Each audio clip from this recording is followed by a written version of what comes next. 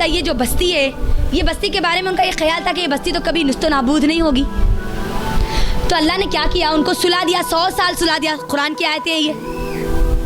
जब वो सोए अपने गधे को लेकर सोए, 100 साल अल्लाह ने सुला दिया। जब उठे तो उनको कैसा महसूस हुआ कि मैं थोड़ी देर सोया, बस थोड़ी देर सोया मैं। जो गधा था वो गधा भी वैसे ही था।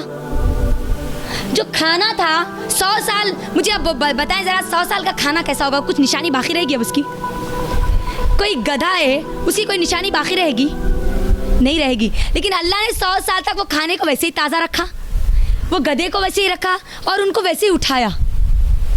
तो क्या पता चला, अल्लाह ने उनके लिए क्या किया था? वक्त को, दुनिया के लिए वक्त चल रहा था, गुजर रहा था।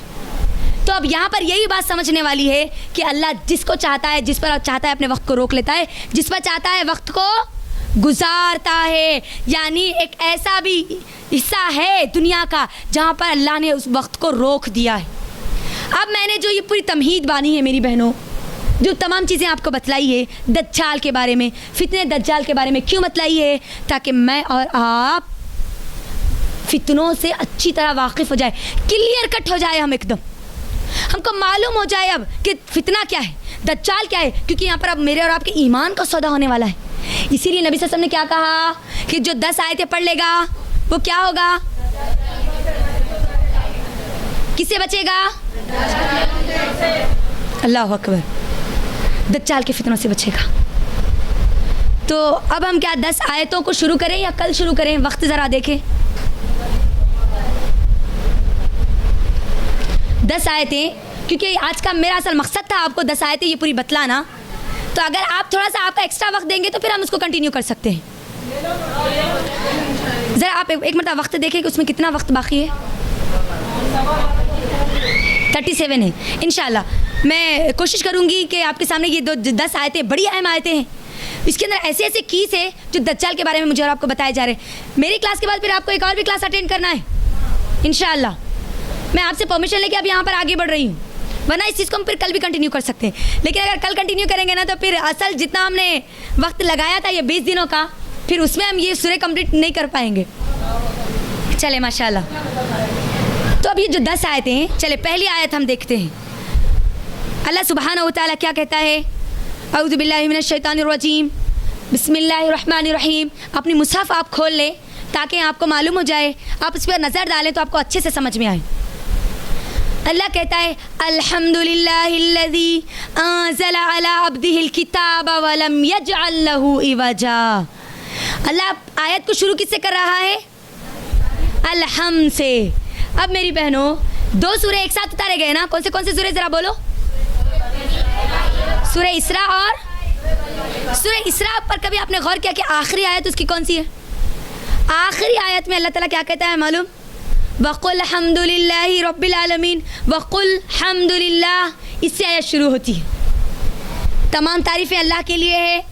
आखिरी आयत सूरह इसरा की जो है ना, सूरह इसरा की आखिरी आयत जिससे ख़त्म हो रही है, सूरह काफ की पहली आयत उसी से शुरू हो रही है। अब यहाँ पर देखो कनेक्शन। तमाम तारीफ़ें किसके लिए है? अल्लाह ही के लिए है। अलहम्द, शुक्र भी है, क्योंकि हमद में हमने देखा था अल्हम्दुलिल्लाह रब्बिल आलमीन कि इसमें हमद और शुक्र दोनों शामिल है।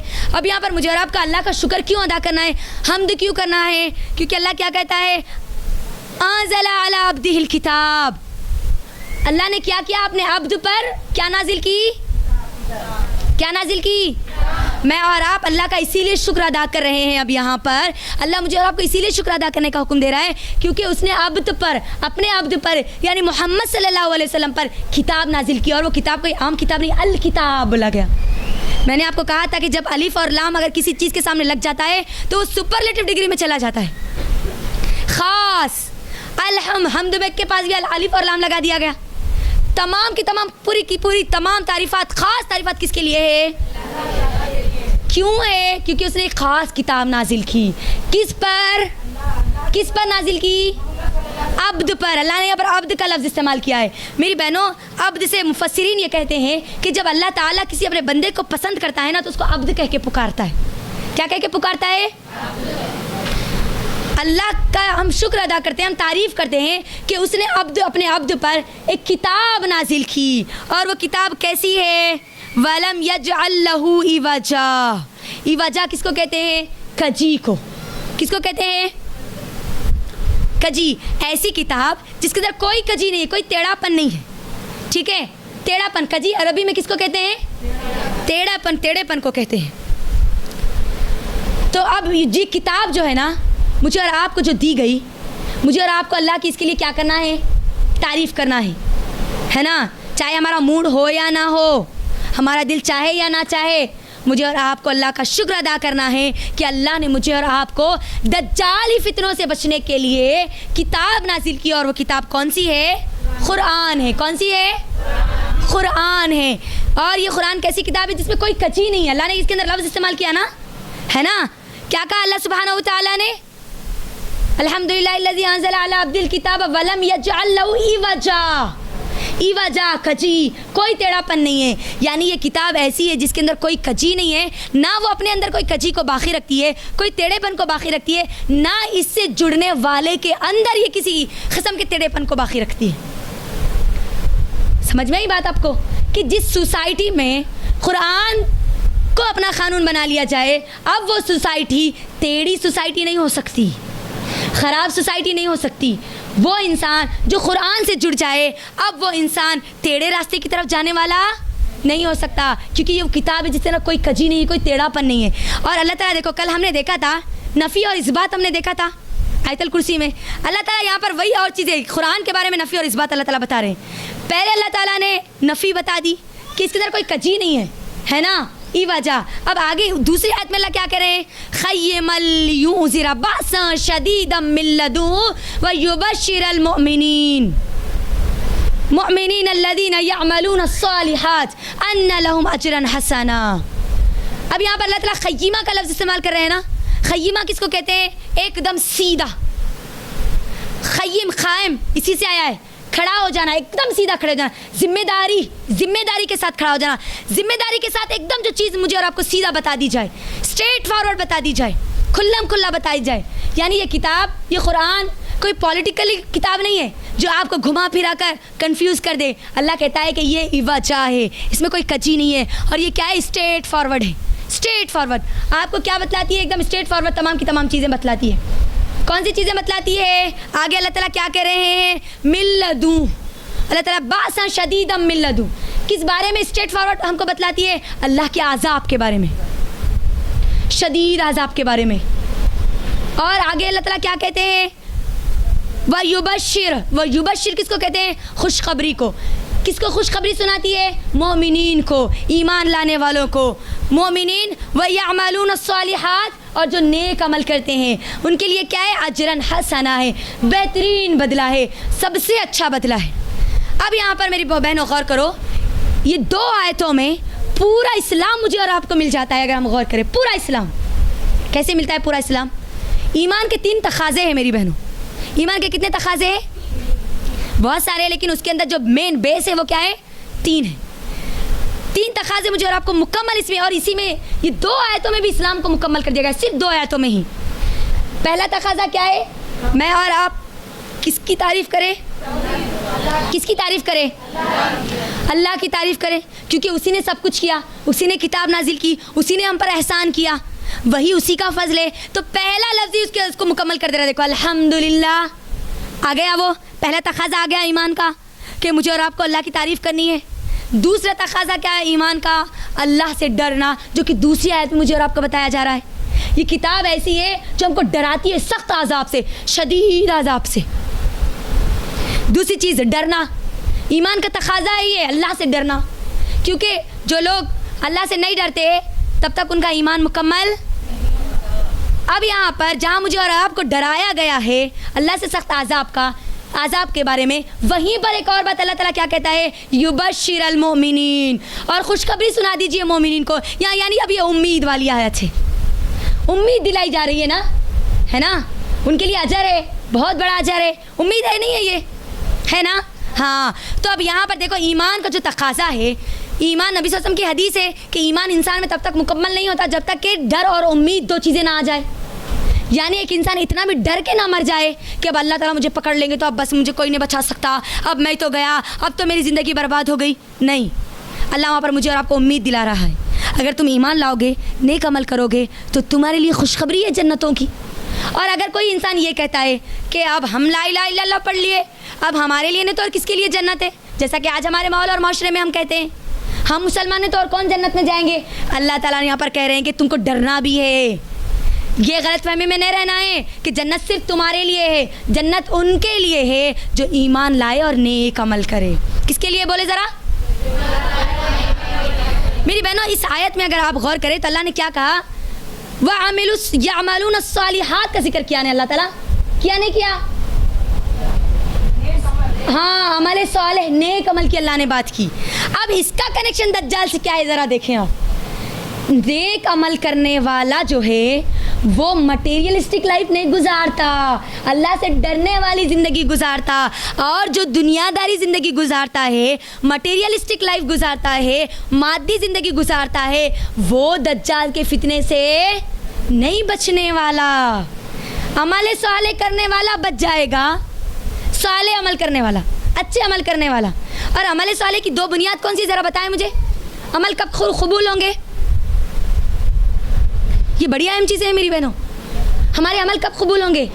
नीयत, इखलास है ना, इखलास नीयत किसके लिए होना, और कैसी होना? वैसी ही होना जैसे अल्लाह ताला ने रखने का हुक्म दिया, जैसे हमारे सहाबा की थी। मिसाल के तौर पर अल्लाह के नबी सल्लल्लाहु अलैहि वसल्लम सहाबा के दरमियान दज्जाल के बारे में बता रहे थे। अल्लाह के नबी कहते हैं कि दज्जाल जब आएगा तो 40 दिन हुकूमत करेगा। अब देखो इखलास कैसा होना चाहिए, इखलास ऐसा होना चाहिए कि हम अल्लाह के लिए जब नीयत खालिस करें तो उस पर सवाल ना करें, ऐसा क्यों होगा, ऐसा होता कि होगा कि नहीं। इखलास वाला बंदा सवालात अल्लाह से, नबी सल्लल्लाहु अलैहि वसल्लम से सवालात नहीं करता। मिसाल सहाबा की, अब यहाँ पर सहाबा को अल्लाह के नबी सल्लल्लाहु अलैहि वसल्लम कह रहे हैं कि दज्जाल आएगा और 40 दिन यहाँ पर ज़िंदगी गुजारेगा। उसका पहला दिन 1 साल की तरह होगा, 1 साल की तरह होगा, दूसरा दिन 1 महीने की तरह होगा, तीसरा दिन 1 हफ्ते की तरह होगा। अब बाकी की जो 37 जो डेज है वो तुम्हारे दिनों की तरह बराबर होंगे। तो अब सहाबा ने सवाल नहीं किया कि अल्लाह के नबी 1 दिन 1 साल के बराबर कैसा होगा, सवाल नहीं किया, बल्कि क्या कहा मालूम है अल्लाह के नबी अब ऐसा होगा जब दज्जाल आएगा तो हमारे लिए बचने का क्या रास्ता होगा। कॉज अल्लाह के नबी से को पूछा, इलाज पूछा अल्लाह के नबी को, बीमारी को खुदर लेते ना बेटे, बात आई समझ में। तो इखलास हमारा ऐसा होना, अल्लाह जो कहता है अब उसको मान लेना बगैर किसी सवाल के। अब जितने वाक़यात आप देखो यहाँ पर ये आयत बताने का भी मकसद क्या है मालूम आपको, हमारे सवाल करने वाले वो लोग होते हैं जो असहाबे का आपको अल्लाह ने सुलाया, कैसा सुलाया होगा, हमारे ऊपर तो वक्त गुजर रहा, उनके ऊपर वक्त कैसा नहीं गुजरा होगा, क्योंकि वो 309 साल सोने के बावजूद उनके नाखून भी बड़े नहीं हुए, उनके बाल भी बड़े नहीं हुए। दज्जाल है कब से है लेकिन उसके बाल नहीं बढ़ रहे, वो बूढ़ा नहीं हो रहा, उसकी उम्र नहीं बढ़ रही, ऐसा कैसा हो सकता होगा। ये सवालात मुझे और आपको अमाले साल इखलास, अल्लाह ने कह दिया तो है तो बस है, ये ईमान लाना है, ये अमल की पहली शर्त है। दूसरी शर्त क्या है, वो अमल किसके मुताबिक होना, नबी सल्लल्लाहु अलैहि वसल्लम के तरीक़े के मुताबिक होना, तभी वो मेरा और आपका अमल कबूल होता। तो अब यहाँ पर बात ये समझ में आई कि जिस दौर में मैं और आप है, जिस फितनों के दौर में मैं और आप है, वहाँ पर मैं और आप अपने आप को चेक करें कि क्या मैं और आप फितने दज्जाल की वजह से, दज्जाली फितनों में आकर अल्लाह ताला पर सवालात तो नहीं कर रहे, ऐसा क्यों होगा, अल्लाह को कौन बनाए होंगे, अल्लाह से पहले कौन होगा। ये सवालात मुझे और आपको नहीं करने हैं और अमल साले करना। देखो आज क्या हो गया, आज मुझे और आपको बार बार पढ़ने का हुक्म इसीलिए दिया जा रहा है क्योंकि बंदा अमल करेगा लेकिन अमल साले नहीं करेगा, अमल करेगा, बहुत अमल करेगा, लेकिन वो अमल नबी सल्लल्लाहु अलैहि वसल्लम के मुताबिक नहीं होंगे। इसीलिए सूरह गाशिया जब आएगा ना इंशाल्लाह हम उसके अंदर देखेंगे अल्लाह ताला क्या कहता है, आमिलतुन नासिबा तस्ला नारन हामिया। लोग अमल कर करके थके हुए होंगे लेकिन अल्लाह उनके अमल की वजह से उनको क्या करेगा, घसीटते हुए जहन्नम में डालेगा। वो अमल अल्लाह कबूल नहीं करेगा। अमल कौन से कबूल होंगे, जो साले होंगे। अब कोई भी अमल करने से पहले ये देख लेना कि क्या इस पर नबी सल्लल्लाहु अलैहि वसल्लम की मोहर है नहीं है, क्योंकि जिस अमल पर नबी सल्लल्लाहु अलैहि वसल्लम की मोहर नहीं है वो अमल करने वाला दज्जाल के फितने से नहीं बचने वाला। अब यहाँ पर किससे नहीं बचने वाला, तो अब इसका कनेक्शन दज्जाल से समझ में आया आप सबको। अमल साले करने वाला दज्जाल के फितने से अपने आप को बचा लेगा। दूसरी आयत, इसीलिए अल्लाह ताला के नबी सल्लल्लाहु अलैहि वसल्लम ने क्या कहा, 10 आयतें जो पढ़ लिया ना वो बच गया दज्जाल से। हमारे सालेह करने वाला, अल्लाह के नबी सल्लल्लाहु अलैहि वसल्लम के मुताबिक ज़िंदगी गुजारने वाला बच जाएगा दज्जाल से। अब यहाँ पर एक जो तीसरी आयत अल्लाह सुब्हानहू व तआला यहाँ पर कह रहे हैं, माँ किसी ना फीही अबदा, जन्नत के बारे में जिक्र हो रहा है। यहाँ पर किसके बारे में हो रहा है, ज़रा बोलो? जन्नत के बारे में यहाँ पर जिक्र हो रहा है। यानी यहाँ पर उम्मीद दिलाई जा रही है, बताया जा रहा है मुझको और आपको कि अगर आप तुम लोग अमल सालेह करोगे, अमल सालेह करोगे तो तुम्हारे लिए क्या है, क्या है तुम्हारे लिए? जन्नत है तुम्हारे लिए। तुम दुनिया में मत डरो कि अल्लाह ताला तुमको ज़ाय कर देगा, तुमको बर्बाद कर देगा। तुम नेक अमल करोगे तो लोग तुमको क्या कहेंगे, क्योंकि फितनों के दौर में क्या होगा, अमल सालेह करना मुश्किल हो जाएगा। और यही फितना है, दज्जाली फितना। अमल सालेह मालूम होने के बावजूद भी, नेक अमल मालूम होने के बावजूद भी हम क्या करते हैं, आज नबी सल्लल्लाहु अलैहि वसल्लम के बताए तरीक़े के मुताबिक ज़िंदगी नहीं गुजारते। मालूम है हमको निकाह कैसा करना है, मालूम है हमको शादी कैसे करना है, मालूम है हमको ये बेकार के जो रस्म रिवाज है वो नहीं कर रहे हैं, लेकिन उसके बावजूद भी हम करते हैं। तो अब ये क्या है, अमल सालेह हम नहीं करते, तो इसका मतलब हम दज्जाली फितरों में जा चुके या जा रहे हैं। यहाँ पर मुझे और आपको ये बात समझनी है। अब मेरी बहनों आगे की आयत में आइए, वयूज़िरल्लज़ीना क़ालू इत्तख़ज़ल्लाहु वलदा। अल्लाह ताला अब यहाँ पर तीसरी आयत में क्या कह रहा है, इसका तर्जुमा क्या है? अल्लाह ताला क्या कह रहा है, वयूज़िरल्लज़ीना क़ालू इत्तख़ज़ल्लाहु वलदा। ऐ अल्लाह के नबी सल्लल्लाहु अलैहि वसल्लम, आप इनको डराइए, आप इन लोगों को डराइए जो कहते हैं कि अल्लाह औलाद रखता है। अब यहाँ पर बताया जा रहा है क्रिश्चियन से दज्जाल का कनेक्शन, ईसाइयों से कनेक्शन। अल्लाह ताला क्या बोल रहे, किसको डराओ बोल रहे हैं, किसको डराओ बोल रहे, जरा बोलो? वो लोग जो ये कहते हैं कि अल्लाह औलाद रखता है। और क्रिश्चियन क्या कहते हैं ईसा अलैहिस्सलाम को? ईसा कौन है, वो क्या कहते हैं, सन ऑफ गॉड बोलते हैं ना, अल्लाह का बेटा है। अल्लाह ताला कहते हैं कि आप उनको जाओ, दावत दो, उनको डराओ, उनको कि वो जो कहते हैं ना कि अल्लाह औलाद रखता है, अल्लाह का बेटा है, आप उनको डराइए। क्यों डराइए? क्योंकि अल्लाह ताला इसके अंदर क्या कह रहा है,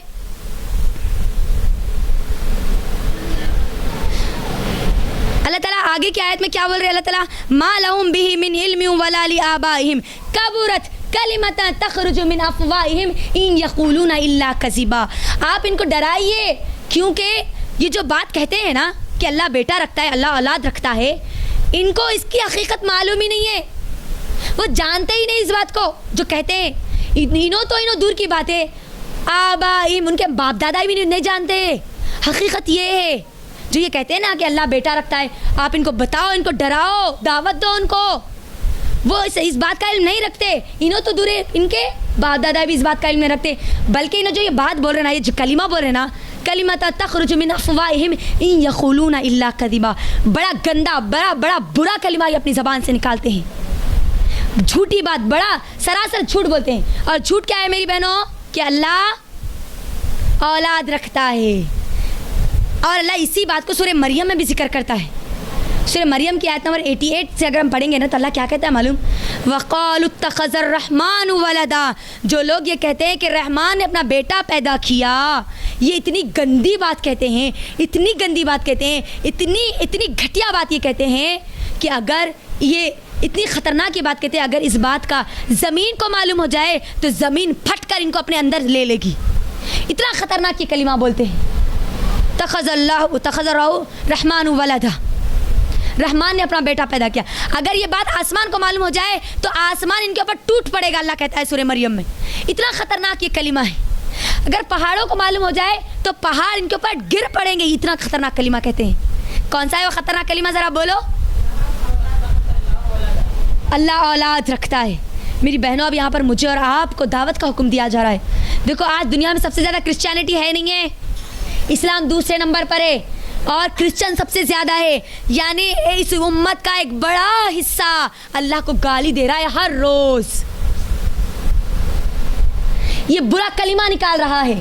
मुझे और आपको यहाँ पर बताया जा रहा है, तुम जुमा को जुमा जब पढ़ते हो ना, तो तुम पर अब दावत का काम करना है, तुमको ईसाइयों को बताना है। अल्लाह इसीलिए बोल रहा ना कि वो नहीं जानते इस बात को, उनको इल्म ही नहीं है। अच्छा, अब ईसाइयों ने ईसा अलैहिस्सलाम को अल्लाह का बेटा कब बनाया, क्या किसी को इल्म है? ईसा अलैहिस्सलाम के दौर में ही बनाया क्या? नहीं बनाया। ईसा अलैहिस्सलाम के दौर में जो ईसाई थे वो तौहीद परस्त थे।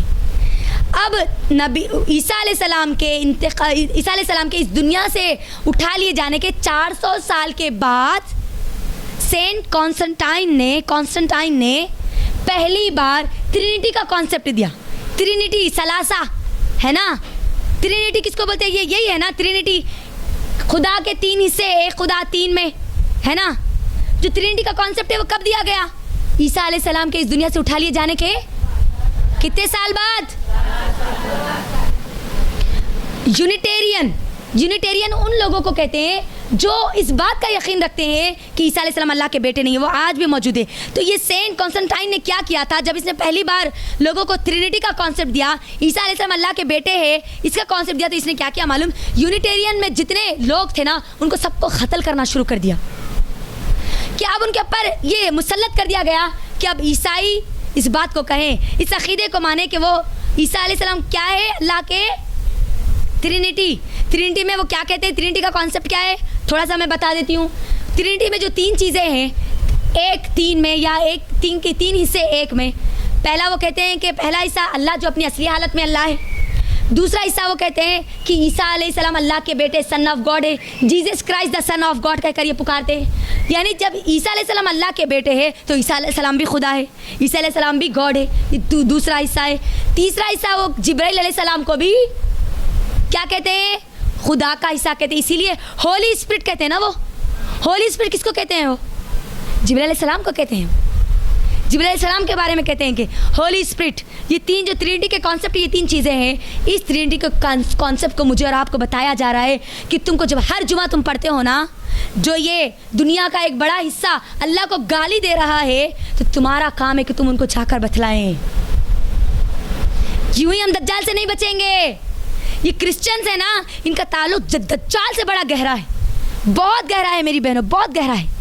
और ये मेरे और आपके लिए फितना बनने वाले हैं, क्योंकि जब दज्जाल आएगा तो दज्जाल तो जब खुदाई का दावा करेगा नहीं करेगा?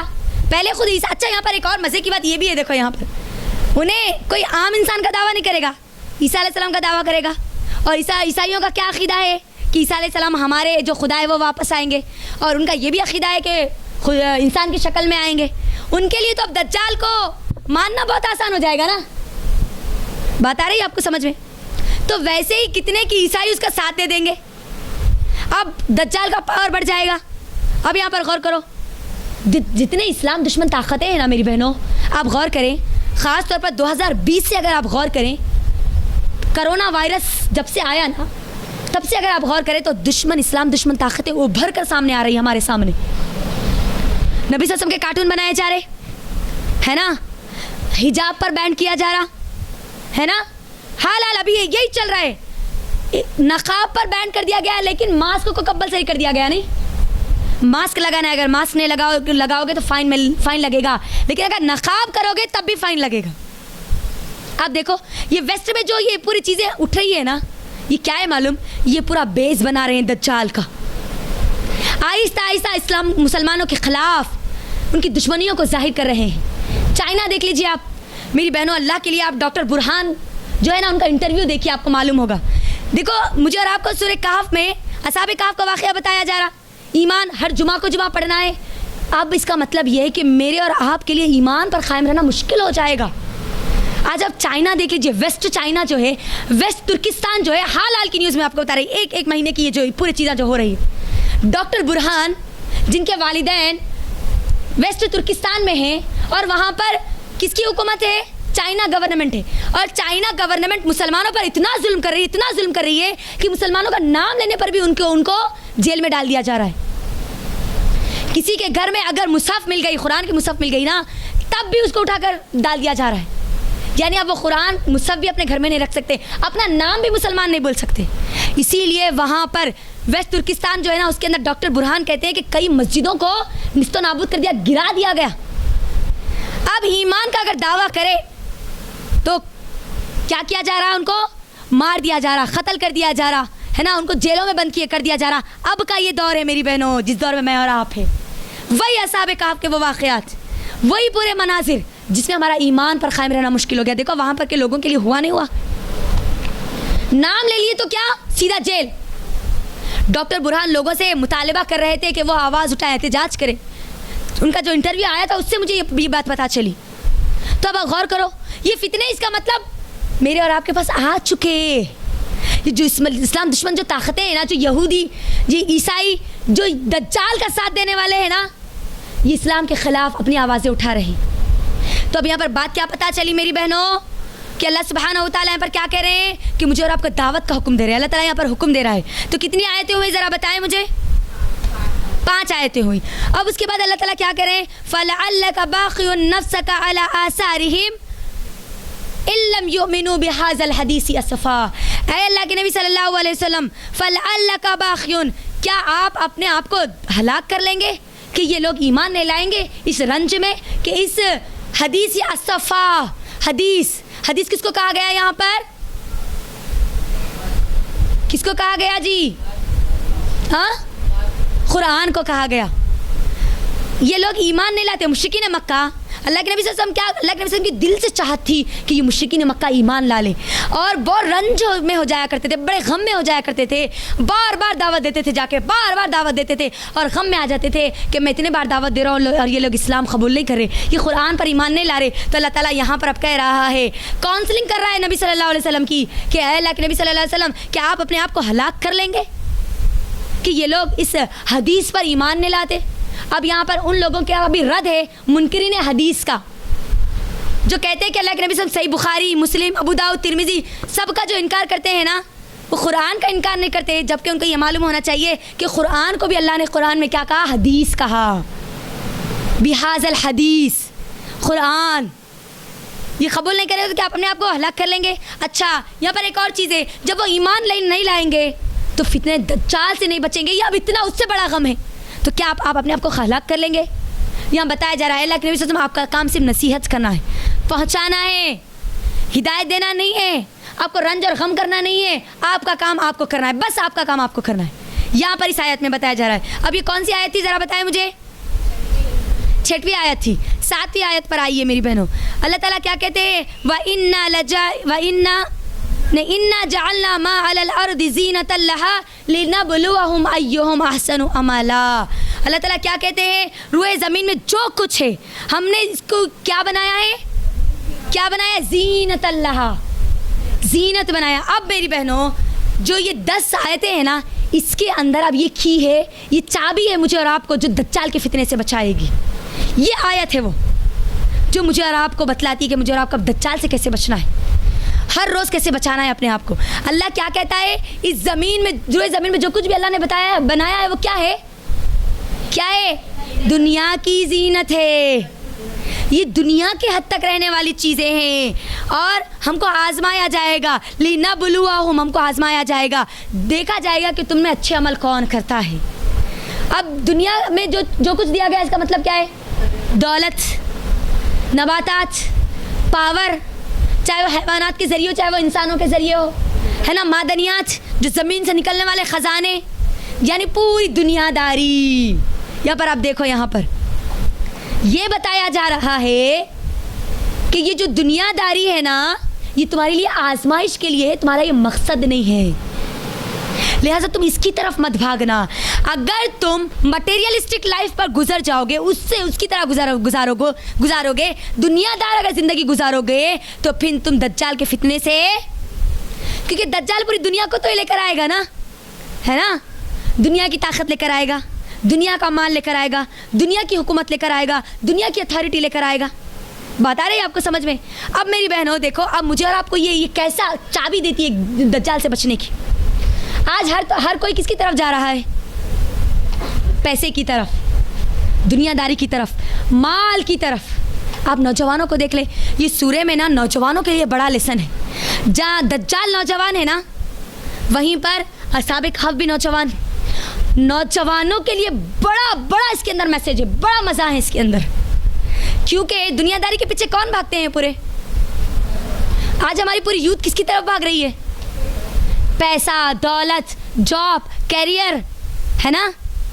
उनको अल्लाह की किताब नहीं पता, उनको हसन अमल नहीं मालूम, और हमारी माँओं का ये हाल है, ये बदबख्ती है हमारी माँओं की कि हमारी माएँ क्या करती है, उनको उसी तरफ ढकेलती है, वही दज्जाली फितरों की तरफ ढकेलती है, अमल सालेह की तरफ उनको कभी नहीं उबारती।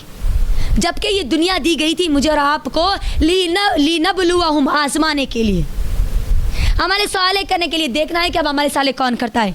तो अब यहाँ पर ये बात बताई जा रही है, जो इंसान भी चाहता है कि वो फितने के, दज्जाल के फितनों से अपने आप को बचा ले, तो उसको दुनियादारी छोड़नी होगी।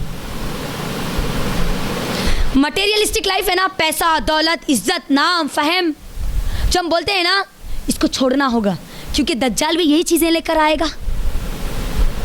समझ में आ रहा है आपको कि ये की है मुझे और आपको। मैं और आप अगर दुनियादार बन जाएंगे ना, तो फिर मैं और आप कुरान से दूर हो जाएंगे, और यही हाल आज हो रहा है। हम दुनिया को अपने अंदर बसाने की वजह से आज हम को मालूम नहीं है कि अल्लाह कुरान में क्या कहता है ना। अमल सालेह क्या है, अल्लाह की मारिफत क्या है, नबी सल्लल्लाहु अलैहि वसल्लम कौन है, आज हमको क्यों नहीं मालूम? क्योंकि हमने अपने आप को मुकम्मल किसके हवाले कर दिया? दुनिया के हवाले कर दिया। और ये दुनिया के हवाले कर दिया तो समझ जाना कि अब हम दज्जाल से नहीं बच सकते। और दज्जाल से बचने वाले कौन है? अमल सालेह करने वाले, अपनी ज़िंदगी अल्लाह उसके रसूल के तरीक़े के मुताबिक गुजारने वाले। यहाँ पर नौजवानों को बड़ा इंडिकेट किया जा रहा है मेरी बहनों। तो कितनी आयतें हुई? 7 आयतें हुई। अब उसके बाद अल्लाह सुब्हानहू तआला क्या कहते हैं? व इन्ना लजाइलूना मा अलैहा सईदान जुरूसा। अब ये एक और हकीकत यहाँ पर बताया जा रही है। अब यहाँ पर एक और की मुझे और आपको दी जा रही है। ये दुनिया की हकीकत, ये दुनियादारी तुमको क्यों इख्तियार करनी नहीं है? दूसरी आयत में, ये आयत में जवाब दिया जा रहा है। अल्लाह क्या कह रहा है? इसमें जो कुछ है हम क्या कर देंगे, इसको क्या कर देंगे? अपने मुसहफ में देख के बोले ज़रा मुझे।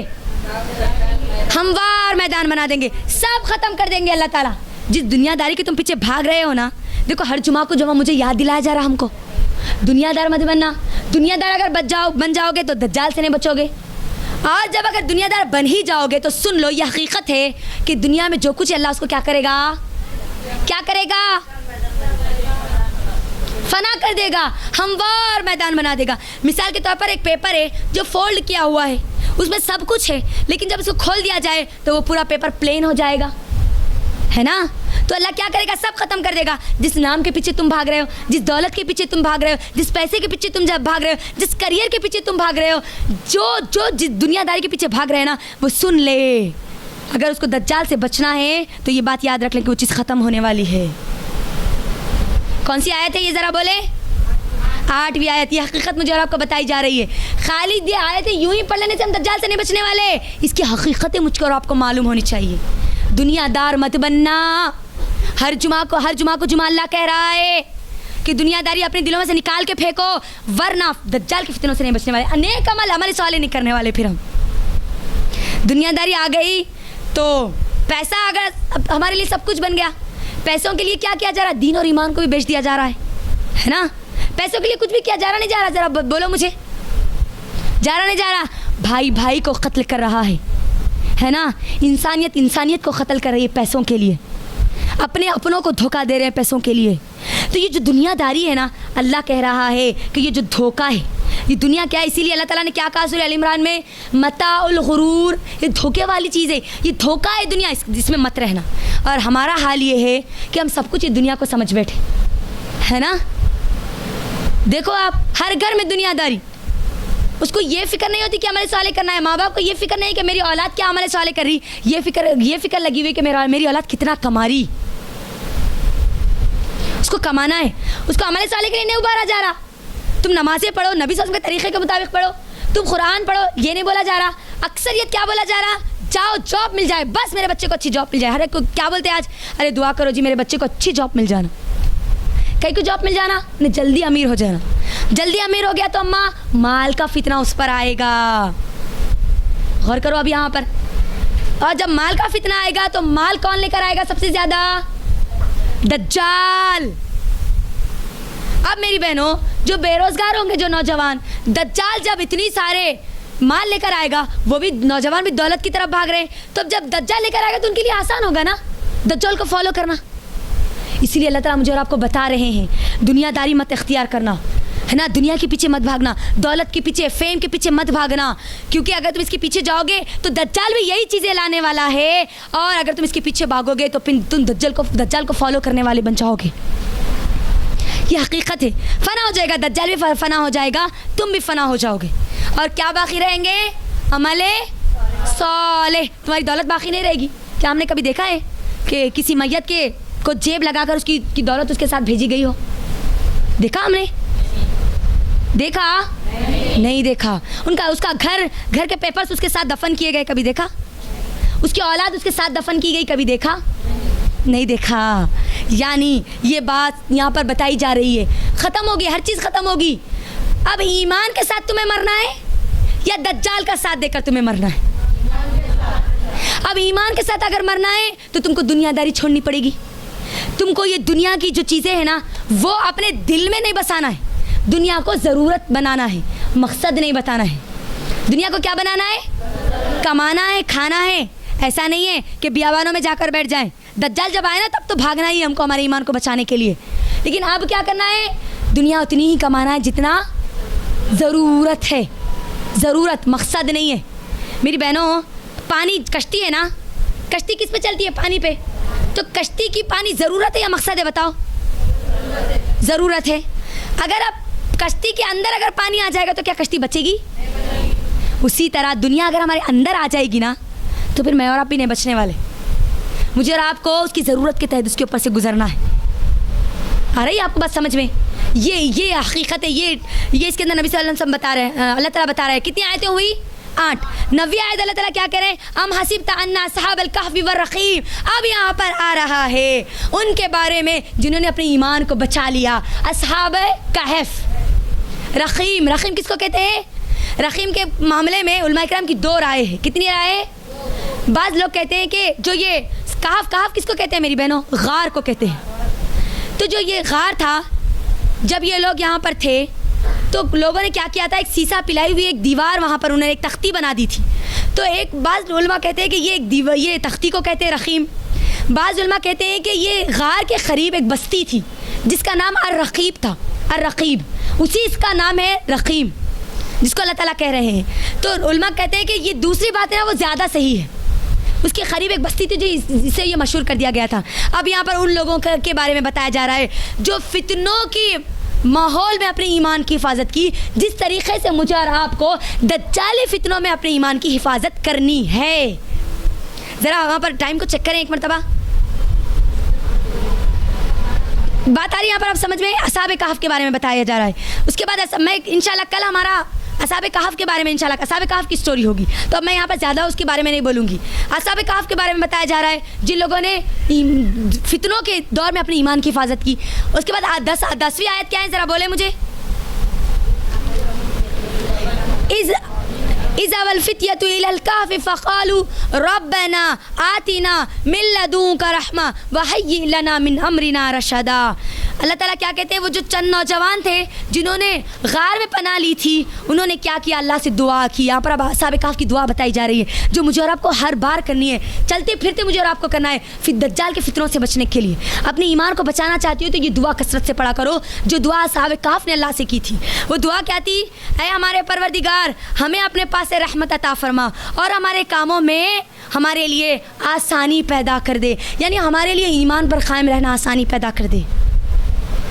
ये अस्हाब कहफ़ की दुआ है जो आखिरी आयत में बताई गई।